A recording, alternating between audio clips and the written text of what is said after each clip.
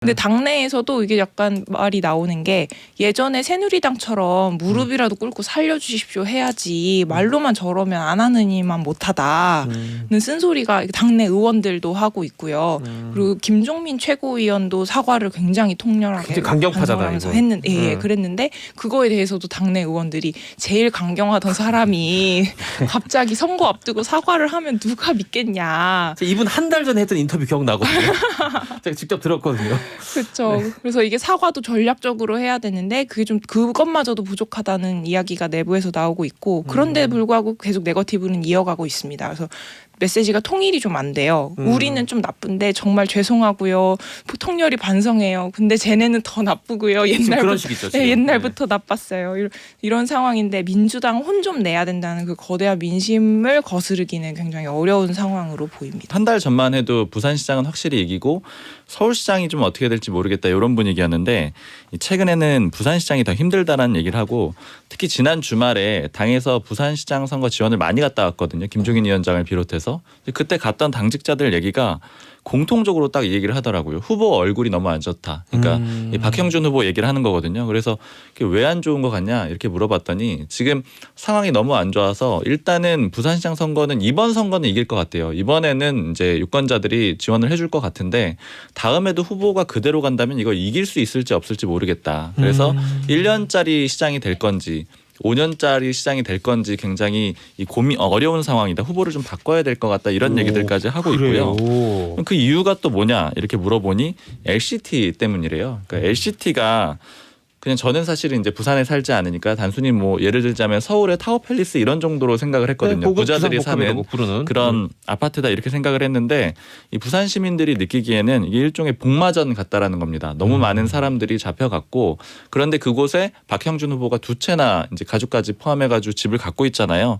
그러니까 이거 자체가 굉장히 좀 부정적으로 보이고 뭐 예를 들자면 그런 예를 드는 사람도 있더라고요. 그 SBS 드라마 펜트하우스에서 이게 헤라팰리스 같은 그런 곳으로 좀 비춰지고 있다. 이제 이게 시사특공대. 오늘부터 어제부터구나 시작돼서 오늘 내일은 사전 선거지만 사전 투표지만 어제부터 이제 이 공표 금지 기간입니다. 분위기만 말씀해 주시죠. 어떻습니까? 일단 이게 블랙아웃 기간으로 들어와서 이제 어떤 변화가 일어나는지 우리가 알 수가 없는 기간이 됐는데요. 네. 그 부동층 자체가 굉장히 적은 편이어서 큰 변화가 나타나긴 좀 어렵다 이런 분석이 나오고 있어요. 그래서 막판 여론조사 격차도 꽤 컸습니다. 이거 쭉 다 읽어드려야 하죠. 네, 할 거면 다 읽어줘요. 한겨레 의뢰로 여론조사 기관 K스탯에서 지난달 30일에서 31일까지 조사를 했고요. 네. 서울 거주하는 만 18세 남녀 1,012명을 대상으로 조사한 결과 오세훈 후보가 54.4%, 박영선 후보가 33.5%로 20%포인트 이상 차이가 났어요. 근데 적극적으로 투표 의사를 밝힌 이들로 따지면 이 차이가 더 벌어지거든요. 그런데다가 여권 지지층의 이탈이 굉장히 좀 두드러진 상황인데 지난 총선에 민주당에 투표했던 사람들 중에서 28.8%가 오 후보 지지로 이탈을 했고 심지어 정의당 지지자 그러니까 한국 사회에서는 굉장히 진보적인 편에 속하는 사람들마저도 27.1%가 오 후보를 지지하고 있었습니다. 그래도 굉장히 좀 신기한 거는 오 후보 지지자들은 오세훈 후보한테 도덕성에 대한 기대가 없다는 게 수치로 드러나요. 그래서 접고 가는구나 그거는. 네네. 서민 친화적일 거라는 기대도 없어요. 그래서 민주당의 네거티브가 안 먹히는 거예요. 왜냐하면 그건 기대도 안 했으니까 애초에. 그건 나도 알아. 알아. 아는데 그냥 도덕성 없는 거 알아. 그러면 왜 오세훈을 지지하는 사람들은 오세훈을 지지할 것인가를 보면 첫 번째가 문재인 정부 심판을 위해서였습니다. 그리고 반대로 박영선 후보를 지지하는 사람들은 왜 박영선 후보를 지지하느냐. 문재인 정부를 지원하기 위해서인 거예요. 그러니까 오세훈이 좋아서 오세훈을 찍고 박영선이 좋아서 박영선을 찍는 사람이 별로 없는 거죠. 그래서 사실상 이번 선거는 박영선 대 오세훈이 아니라 문재인 정부를 심판하느냐 마느냐의 게임인 거다. 네. 이런 분석까지 나오고 있습니다. 그렇군요. 지금 그렇죠. 하지만 어쨌든 선거는 무조건 이겨야 되는 게 이 정치 집단의 뭐 이 목적이자 또 숙명인데 지금 이렇게 열세에 몰려있는 여당 더불어민주당은 전략이 보니까 계속 그냥 우는 전략인 것 같아요. 네, 그렇습니다. 어딜 가나 연일 사과를 하고 있어요. 그래서 이낙연 선대위원장은 당대표 출마할 때 이후로 처음으로 그 기자회견장, 소통관이라고 하는데요. 기자들만 있는 건물까지 직접 나와서 사과를 하기도 했고요. 김태년 원내대표는 원인이 무엇이든 민주당이 부족했다. 내로남불 자세도 혁파하겠다 하면서 대국민 성명을 발표를 했습니다. 쭉 보면은 이유 불문하고 내가 다 잘못했어. 무조건 미안해. 이런 자세예요. 네. 근데 당내에서도 이게 약간 말이 나오는 게 예전에 새누리당처럼 무릎이라도 꿇고 살려주십시오 해야지 말로만 저러면 안 하느니만 못하다는 쓴소리가 당내 의원들도 하고 있고요. 그리고 김종민 최고위원도 사과를 굉장히 통렬하게 굉장히 강경파잖아요, 반성하면서 이거. 했는 그랬는데 그거에 대해서도 당내 의원들이 제일 강경하던 사람이 갑자기 선거 앞두고 사과를 하면 누가 믿겠냐. 이분 한 달 전에 했던 인터뷰 기억나거든요. 제가 직접 들었거든요. 그렇죠. 그래서 이게 사과도 전략적으로 해야 되는데 그게 좀 그것마저도 부족하다는 이야기가 내부에서 나오고 있고 그런데 불구하고 계속 네거티브는 이어가고 있습니다. 그래서 메시지가 통일이 좀 안 돼요. 우리는 좀 나쁜데 정말 죄송하고요. 통렬히 반성해요. 근데 쟤네는 더 나쁘고요. 그런 식이죠, 지금. 옛날부터 나빴어요. 이런 상황인데 민주당 혼 좀 내야 된다는 그 거대한 민심을 거스르기는 굉장히 어려운 상황으로 보입니다. 그래요. 이제 아까 말씀해주신 이 그 여론조사 결과도 이 공표 금지 기간 직전에 이제 한데 뭐 크게 지금 바뀔 것 같지 않다는 이런 얘기들이 좀 많이 있습니다. 근데 어쨌든 간에 이렇게 사과하고 뭐 납죽 엎드리고 울고 이렇게 하려면 사고가 더 이상 터져서 안 되는데 문제는 계속 어제 그제 엊그제 크고 작은 그리고 아니다 작다고 얘기할 수 없는 것들이 좀 터지고 있는 것 같아요. 거의 1일 1악재라고 할 정도인데요. 선거 일주일 전까지 민주당의 치명적인 악재가 계속 이어지고 있어요. 그래서 사죄 호소가 정치적인 효과를 사실상 거두기 어려운 상태인데 뭐 예컨대 김상조 전 청와대 정책실장의 임대료 인상으로 이거 좀 경제. 컸죠. 네. 그런데 거기다가 또 김경엽 민주당 의원이 김상조 실장을 두둔하면서 임대차 3법 통과되기 직전에 임대료를 대폭 올렸으면 임대차 3법 탓이냐 아니면 임대차 3법 통과가 늦어졌기 때문이냐. 그러니까 황당한 논리죠. 이거. 네, 그죠. 그러면 마치 김상조 실장은 이 법이 없으면 임대료 인상을 참지 못하고 하는 사람이 돼버리는 거잖아요. 그런데다가 뭐 박주민 의원, 그러니까 심지어 이 법을 대표 발의했던 박주민 의원까지도 법안 처리 한 달 전에 월세를 9%나 올려받은 사실이 드러났습니다. 그래서 논란이 이어져서 당 차원에서 박 의원에게 경고를 하기도 했고요. 결국에는 박영선 캠프 홍보 디지털 본부장직을 사임을 하게 됐는데 기자들은 박주민 의원이 홍보 디지털 본부장인 줄도 몰랐다. 뭐 이런 저도 솔직히 말하면 몰랐어요. 직함이 있는 줄도 몰랐다. 사퇴했다 그러길래 박주민 의원이 뭐 하고 있었나? 봤더니 이 디지털 본부장이었더라고요. 그래서 영상을 찍었더라고요. 투표 동료하는 그 이재정 의원하고 그 그게 옛날 그 일환이군요. 그게 혹시 우스꽝스럽게 분장하고 했던 게 그게 혹시 홍보 디지털 본부장이라서 한 게 아닌가 싶은데 전 차마 클릭을 봐도 못하겠더라고요. 이거 차마 못 눌러봤습니다. 이것만 봐도 지금 같은 상대당인 야당 이게 편들르는 게 아니라 전략적으로 봤을 때 이준석 이 본부장 같은 경우에는 이 관련해서 홍보 지금 책임을 맡고 있는데 상당히 두드러지잖아요. 그쵸. 만약 기자들 다 알고 있잖아요.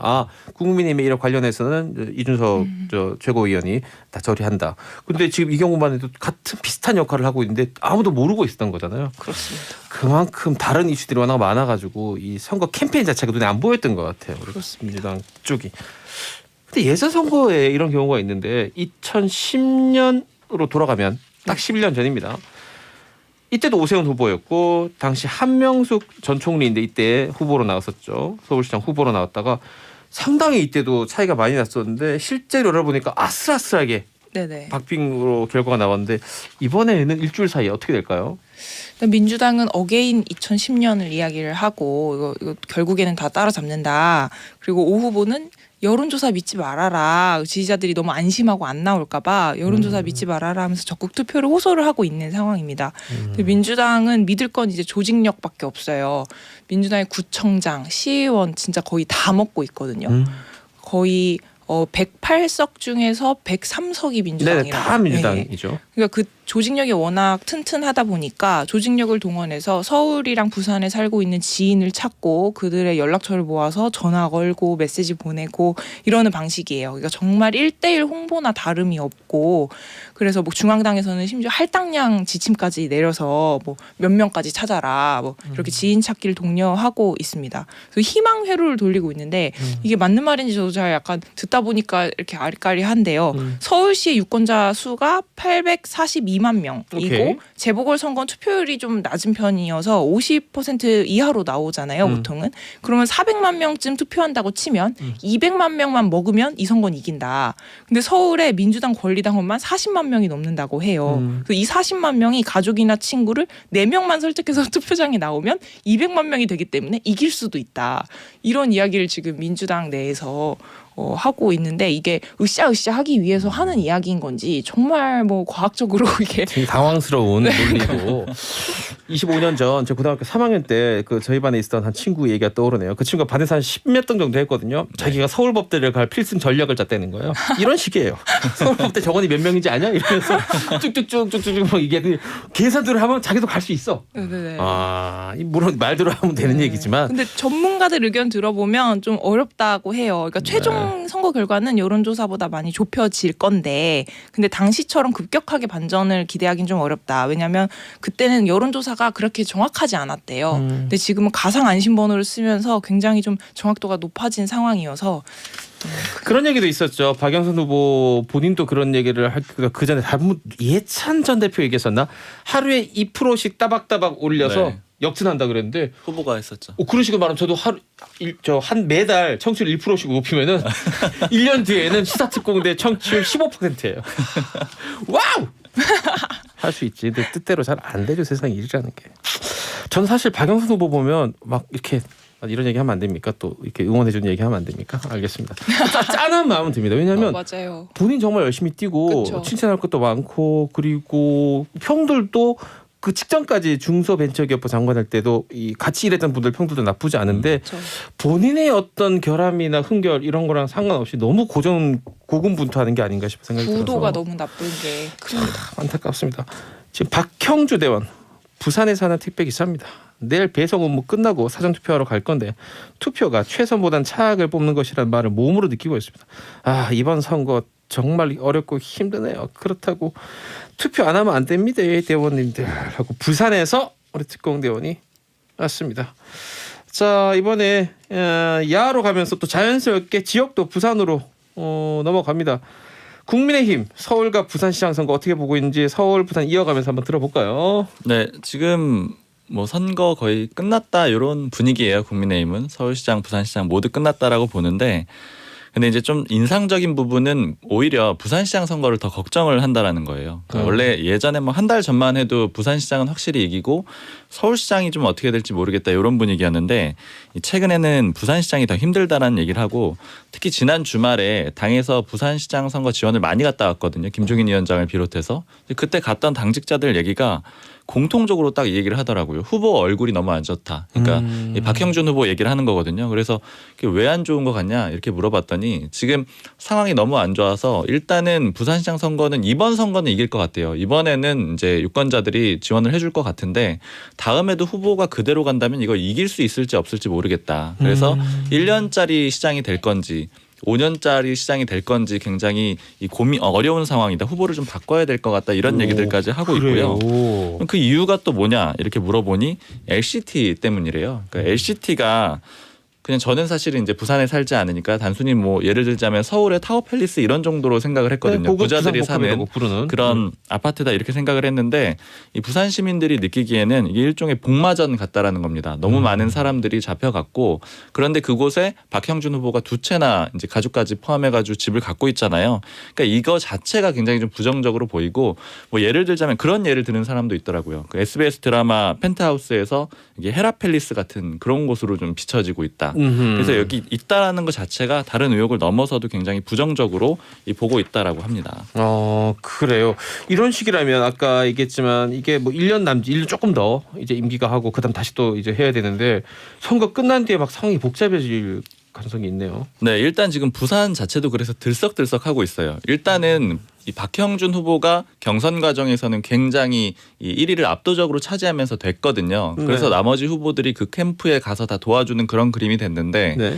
지금 상황이 지나면서 조금 이제 의심의 눈초리가 생기면서 그리고 지금 1년밖에 안 남은 거잖아요. 기간이. 그러니까 다시 한번 따로 이제 세를 집결하는 그런 움직임이 조금씩 보이고 있는 거예요. 내년 선거 나도 나가봐야지 이런 얘기들이 좀 하고 있는 상황이고 그리고 그걸 떠나서 지금 국민의힘 자체가 굉장히 복잡한 상황이 될 거예요. 그러니까 기자들끼리는 이제 이런 얘기하는 기자들이 있거든요. 아, 선거 끝나면 좀 편해지려나 이렇게 얘기하면 이제 대부분의 기자들이 아니 훨씬 더 바빠질 거야 이렇게 얘기를 하는데 그 이유가 뭐냐면 선거 끝나면은 당장 이제 지도 체제부터가 대혼란이에요. 국민의힘은 너무 많은 변수들이 있거든요. 야권 전체가요.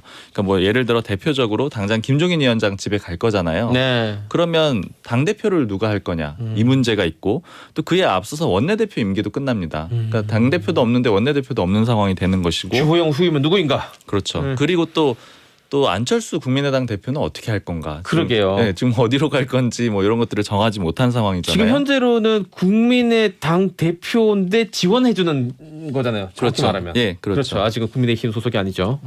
그래서 일단은 그 지도 체제 문제부터 좀 보면은 김종인 위원장 체제가 유지될 거냐 아닐 거냐 요거로 보통 그림을 그려왔었는데 네. 이제 제가 최근에 취재를 하면서 느끼기에는 김종인 위원장 체제 연장은 좀 어려워진 것 같아요. 그러니까 일단 왜 그러냐면 이 김종인 비대위 체제 자체를 구축하고 있는, 그러니까 밑받침해주고 있는 이제 세력 자체가 초선 의원들이거든요. 당내에서 보자면요, 원내에서 보면. 그런데 초선들이 이제 만약에 서울시장, 부산시장 선거 모두 이기면은 이제 우리 당도 좀 정상화해야 되지 않느냐. 더 이상의 비대위 체제를 유지할 필요가 있느냐. 이런 얘기들을 하고 있어요. 그러면서 나오는 의견이 초선 당대표가 되면 어떻겠느냐. 이런 얘기들을 한단 말이에요. 뭐 대표적으로 김웅 의원이라든가 이제 윤희숙 의원 같은 사람들이 거론이 되고 있고요. 그러면은 이 김종인 비대위 체제는 추대를 해야만 만들 수 있는 체제거든요. 네. 중진들은 지금 당연히 추대할 생각이 전혀 없어요. 오히려 반대 입장에 서 있잖아요. 네. 그러면 초선 의원들조차도 자신들이 당대표를 하려고 한다면은 김종인 위원장을 추대해 줄 사람은 원내에는 없는 그런 상황이 되는 겁니다. 그래서 조금 이게 지금 김종인 비대위 내외에 있는 구성원들은 2기 비대위를 만들어 보려는 그런 노력을 하고 있어요. 그렇지만 거기는 원내 의원들이 별로 없거든요. 그러니까 외부 인사들, 청년 인사들이 많기 때문에 힘이 좀 모자라고 그러다 보면 전당대회를 치를 가능성이 높습니다. 그러니까 이런 그림 자체가 지금 굉장히 복잡하고 중진들하고 초선 간의 대결 양상도 벌어질 수가 있고요. 게다가 이 비대위라는 게 비상대책위원회의 준말이잖아요. 네. 지금 내리 이번 재보궐선거에서 만약에 서울과 부산 다 승리를 한다고 치면 이 와중에 비상대책위원회를 계속 끌고 가는 게 맞냐 이런 의견이 나올 수도 있는 거잖아요. 원칙 맞습니다. 원론적으로. 그러니까 그게 이제 초선 의원들이 사실 하는 얘기예요. 김종인 위원장이 잘 이끌어줬지만 더 이상 당을 계속 비대위 체제로 언제까지 끌고 갈 것이냐. 더 정당성을 갖춘 이 전당대회를 거친 당대표가 선출이 돼야 된다. 그럼 이제 김종인 위원장이 나오면 되지 않느냐 이렇게 생각하실 수도 있는데 이제 이건 정말 공통된 의견인데 김종인 위원장은 그런 선출직을 뽑아내는 그런 선거에는 나오지 않을 것이다. 이게 아주 공통된 의견이에요. 무슨 얘기냐면 허리를 숙이실 수가 없다. 그러니까 나와서 그 뭐 지역구 국회의원이든 도와주세요, 아니면 뭐 전당대회를 해도 다 이렇게 다니면서 숙이고 해야 되거든요. 네. 연설도 해야 되고 그거는 김종인 위원장이 절대 받아들일 리가 없고 오직 집에 계시면 모시러 가서 모시러 와서 추대해주는 그런 가마 그림만이 태워서? 가능하기 때문에 그렇다면은 뭐 김종인 당 대표라는 그림은 어려워지는 거죠. 자, 이 지금 이것저것 말씀하셨지만 제일 빨리 돌아오는 게 주호영 원내대표 이거네요. 이게 임기가 언제 끝납니까? 얼마 안 남았네요, 정말로. 네, 원래는 5월 이제 첫 주인데 그 임기를 그때 뽑았거든요. 그래서 원래 1년 임기예요. 그래서 5월 첫 주인데 사실은 그렇지만은 이 원내대표 같은 경우에는 국회의원들의 임기에 맞춰서 임기가 시작한 게 5월 31일이거든요. 네. 그래서 조금만 20 며칠 더 줄 수는 있어요. 그래서 5월 말까지인데 크게 보면은 그런데 이제 당장 이 김종인 위원장이 4월 7일 날 집에 딱 가면은 주호영 원내대표가 이제 대표 권한대행 혹은 뭐 비대위원장 대행 체제가 될 거 아니에요. 그러면 다음 원내대표를 준비하는 사람들이 이거를 그대로 놔둘 가능성이 별로 없습니다. 왜냐하면은 이제 임기 끝난 사람인데 어떻게 이제 굉장히 중요한 향후 지도 체제를 결정하는 그 역할을 맡기겠느냐. 빨리 원내대표부터 뽑자. 이렇게 되면 5월 초에도 뽑힐 수가 있는 거고요. 그럼 그렇게 뽑게 되면은 이제 거기부터가 사실은 굉장히 중요해져요. 왜냐하면 지금 원내대표 선거는 뭐 블랙아웃 선거라고 할까요? 외부로는 전혀 드러나지 않죠. 의원들 개개인들끼리 만나가지고 선거를 진행을 하는데 말 그대로 원내니까. 그렇죠. 예. 의원들 둘이 만나서 밥 먹고 이런 거거든요. 네. 계속해서. 그런데 이게 외부로 드러나진 않지만 그럼 거기서 온갖 얘기들 다 나온단 말이에요. 그럼 굉장히 솔직하게 얘기를 할 거예요. 그러면 지금 대표적으로 얘기되는 게 김기현 의원 그리고 권성동 의원, 그 유희동 의원 이렇게 세 명이 지금 꼭 나오겠다라는 의지를 갖고 있는데 지금 주로 좀 전해 듣는 얘기로는 권성동 의원은 이제 그 윤석열 전 총장과의 관계를 굉장히 강조한다라 그래요. 그때 이제 법사위원장이었잖아요. 박근혜 전 대통령 탄핵할 때. 그래서 그때 좀 인연이 있고 검사 출신이기도 하고요. 김기현 의원은 PK니까 이 지역을 좀 강조를 한다라고 합니다. 지역구 의원들이 상당히 많으니까. 그리고 이제 유희동 의원은 뭐 유일하게 남은 이제 국민의힘 내 개파라고 볼 수가 있는데 유승민계를 좀 대표해서 나와 있는 상태인데 유일하게 남아있는 개파이긴 하지만 숫자는 좀 적어요. 그런데 어쨌든 이런 그림들을 봤을 때 예를 들어서 김기현 의원은 뭐 지금 딱 명확히 말한 건 아닌데 제가 들리는 바에 의하면 정진석 당대표를 좀 밀어주려고 하는 그런 움직임이 있거든요. 그러니까 이것도 다 연결이 돼서 들어가는 겁니다. 러닝메이트처럼. 네, 그러니까 원내대표가 나는 이런 당대표랑 만나서 이런 그림을 그릴 거야. 근데 정진석 대표 체제를 원하는 거는 정진석 이 의원이 계속해서 윤석열 전 총장의 고향 친구다 뭐 이런 얘기를 하잖아요. 실제 고향 던졌죠. 친구는 아니지만 네. 그러니까 뭐 이런 식으로 해서 지금 이것부터가 첫 번째 굉장히 복잡한 변수가 되는 거예요. 여러 변수들 꽤 많은 변수 안에 윤석열이라는 또 이름이 또 들어가고 있군요. 국민의당 보면 어떻습니까? 지금 아까 안철수 대표 얘기를 잠깐 네. 했습니다만. 그러니까 여러 가지 그림이 지금 그려지고 있는데 아무래도 어쨌든 안철수 대표는 늘 꿈꿔왔던 게 대선이잖아요. 그렇죠.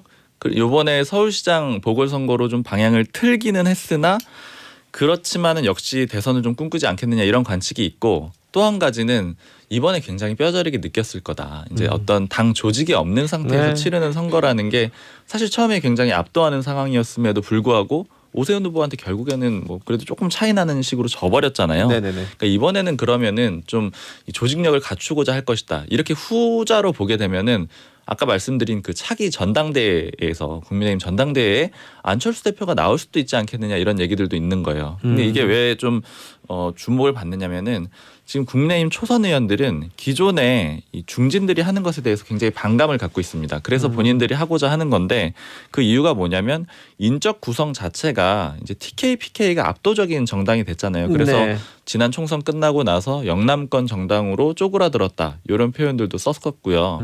그러면은 전당대회라는 게 아무래도 당원 투표다 보니까 그렇게 돌아갈 가능성이 높아요. 그러면 김종인 위원장은 계속 외쳤던 게 뭐 수도권이라든가 아니면 호남 중심으로 방향을 바꿔놨는데 그러면 다시 그런 뭐 TK나 PK 중심의 당원들이 뽑은 당 대표가 나서게 되면은 다시 방향이 또 그쪽으로 갈 노리표다. 수밖에 없는 거예요. 그러면 옛날 그 당이다. 되돌아가게 되고 오히려 서울 부산시장 보궐선거 만약에 이긴다고 하더라도 이겨놓고도 당이 대선에서는 굉장히 어려워지는 그런 결과가 나올 수 있다. 그래서 차라리 안철수 대표가 중도를 향해서는 어느 정도 이 영향력, 뭐 지지가 좀 되는 것 같으니 안철수 대표를 내세우면 어떻겠느냐 이런 얘기들이 나오는 건데 파격적이네요. 그런데 요건 역시 굉장히 복잡한 변수들이 일단 많습니다. 그러니까 김종인 위원장이 집에 간다고는 했으나 국민의힘에서 공통된 의견은 이 전쟁에서 승리한 장수라고 보고 있거든요. 만약에 이긴다라고 하면은요, 굉장히 잘 끌어왔다라고 그렇죠. 보고 네, 있는 네. 거예요. 그러면 하다못해 어떤 자리라도 줘야 된다 이런 의견들이 굉장히 많습니다. 그러면 그게 당 대표가 아니더라도 어떤 자리가 될 수도 있고, 혹은 그걸 뭐 김종인 위원장이 거부할 수도 있는데, 여하튼간에 김종인 위원장은 안철수 대표랑 공존할 수가 없는 사람인 거잖아요. 그리고 특히나 마지막에 그 이제 부인인 김미경 씨를 이제 공격을 한 경우가 있었잖아요. 네, 안철수 굉장히 대표가. 열받았죠 그때. 그래서 단일화되고 나서 이 김종인 위원장이 보면은 굳이 그러지 않아도 되는 시점에서도 안철수 대표를 계속 뭐 이렇게 공격을 해요. 현재 뭐 이렇게. 네, 뭐라고. 10년 전에 이미 뭐 별의 순간은 끝났고 대선의 꿈은 날아갔고 기회도 없을 거고 이런 얘기들 계속 하거든요. 그러니까 이거는 사실 이제 주변에서 해석이지만 다들 하는 얘기가 안철수 대표를 이 정치를 못하게 하려고 하는 것 같다. 끝까지 김종인 끝까지 위원장이 이건 물어들었을 반드시 것 같다. 가족에 대한 복수는 할 것 같다. 이런 얘기를 하기 때문에 결국 안철수 대표로서는 이 문제를 또 해결하고 나서야 어떤 좀 다음 단계를 밟을 수 있는 그런 상황도 되는 거죠. 알겠습니다. 지금 우리 그 청취자분들께서는 뭐 이 생태집, 뭐 페레가모, 뭐 이런 얘기를 툭툭 던지시는데 저 일단 광고 듣고 올게요. 자, 시사특공대를 듣고 계십니다. 이제 이게 시사특공대. 네, 이수환 대원께서 TK, PK가 뭐예요? KTX 같은 건가요?라고 했는데 TK 대구, 경북, PK 부산, 경남. KTX가 실제로 가긴 가네요, 다. 자기가 자주 옛날부터 갔었죠. 지금 우리 게시판에서 많은 또 이 민주당 지지하시는 분들도 왜 생태탕 얘기는 안 하냐, 페라가모 신발은 어떻게 했냐 이런 말씀하시는 분들이 많은데 확실히 오세훈 후보는 그 내곡동 관련해서 자신에게 쏟아지고 있는 의혹들을 제대로 해명이 못하고 있는 건 맞아 보입니다. 제가 보기에도. 그런데도 판세가 이렇게 움직이지 또 않는 숫자 같은 게 그렇게 나오게 돼요. 어떻게 봐야 됩니까? 그러니까 지금 보면은 박영선 후보는 캠프에서 혹은 이제 여권 전체에서 실수를 좀 많이 하는 그런 양상이고, 오세훈 후보는 선수 본인이 실수를 많이 했거든요. 뭐 내곡동 해명도 좀 문제가 있었다라는 그렇죠. 얘기들 많이 네. 하고, 또 용산 참사 발언도 굉장히 문제가 됐고, 충격적이었습니다. 어제. 또 문재인 대통령 향해서 뭐 중증 치매 환자다 이런 얘기들도 다 실수인데, 문제는 아까 이재 기자님이 얘기하신 것처럼 정권 심판론을 원하는 분들이 오세훈 후보를 뽑고 있기 때문에 이 캠프 전체에서 실수하는 게 더 크게 작용을 하는 것 같아요. 그러니까 이 후보 본인의 실수는 사실은 안철수 대표가 나와도 이 정도 지지로 나왔을 거거든요. 그러니까 후보 보고 그렇죠. 뽑은 게 아니니까 그런 차이가 좀 나는 것 같아요. 짧게 우리 이재 기자님, 네. 김태년 대표 뒤에 뭐 민주당 차기 대표 물망 오른 사람들이 있습니까? 일단 김태년 대표는 직무대행이고요. 직무대행. 예, 네. 당대표 물망에 오른 이낙연 분들은 후보 대표 다음이겠네요. 예, 맞습니다. 정확히 말하면. 친문 세력의 홍영표 의원, 그리고 홍영표. 인천 지역에 뿌리를 받고 있는 송영길 의원, 송영길 그리고 의원. 민평년, 그러니까 운동권 세력의 어떤 뿌리를 두고 있는 우원식 의원이 지금 이렇게 세 명 정도 3자 구도로 싸우고 있습니다. 이름이 오르내리고 있다까지 듣고 마치겠습니다. 자, 다음 주에 뵙도록 하겠습니다. 두 분 고맙습니다. 감사합니다. 감사합니다.